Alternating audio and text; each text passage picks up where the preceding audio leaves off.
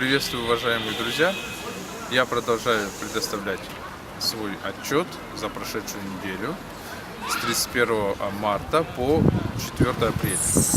31 марта была сформирована коалиция большинства под названием «За укрепление государственности», а 1 апреля было объявлено о том, что сама коалиция уже создана. И уже буквально вчера, 3 апреля, было избрано правительство коалиционного большинства. Я и двое депутатов Айтматова, Тербишалиев предлагали голосовать по каждому члену правительства персонально, потому что есть министр, который вызывает ряд нареканий со стороны общества, со стороны граждан, и они вообще, мне кажется, не должны были работать в такой должности, на такой ответственной должности. 31 марта я участвовал на комитете по обороне и безопасности. Я докладывал по вопросу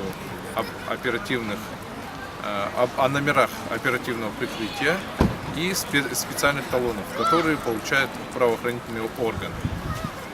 Заседание проходило в секретном режиме, поэтому я не могу полностью рассказать, что там было, но суть в том, что есть у нас автономера для оперативного прикрытия, которые используются не в очень хороших целях и не по назначению. По этому поводу будет проводиться проверка.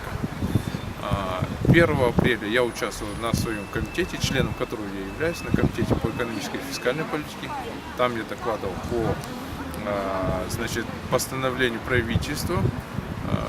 Недавно правительство издало постановление, которым оно само же сократило размеры обязательных патентов на букмекерскую деятельность. Я с этим не согласен и просил правительства отменить это постановление, потому что они сами жалуются, что есть дефицит бюджета, и в то же время сами сокращают свои доходы. И вот сегодня у нас проходило собрание среди жителей. Здесь люди в 6-м микрорайоне жалуются на незаконное строительство возле их дома. И очень удивительно, действительно, таких точных застроек стало очень много, но в то же время ничего не делается. И я пришел здесь постараться разрешить этот конфликт. Ну, пока временный конфликт улажен, будем разбираться в юридических проволочках. Здесь, буквально вот здесь, мы планируем построить детскую площадку, дай бог. Надеюсь, это у нас получится. В целом, вся неделя состояла в основном из формирования правительства, и много времени было затрачено на это.